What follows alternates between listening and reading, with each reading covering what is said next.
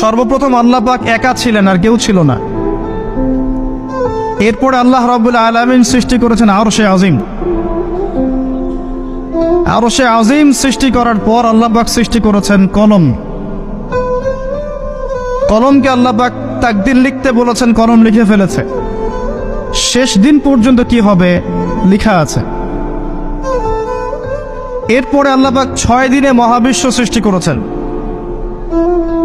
মহাবিশ্ব সৃষ্টি করার পর সুদীর্ঘকাল পর্যন্ত আল্লাহ পাক মানুষকে সৃষ্টি করেননি। অনেক পরে আল্লাহ রাব্বুল আলামিন মানুষকে সৃষ্টি করেছেন। প্রথম মানব আদম আলাইহিস সালাম। কি জন্য সৃষ্টি করেছেন? দুনিয়াতে খলিফা হিসেবে। খলিফা কে? যে আল্লাহ পাকের বিধান অনুযায়ী বিচার ফয়সালা করে, খলিফা করে পাঠিয়েছে। সূরা বাকারা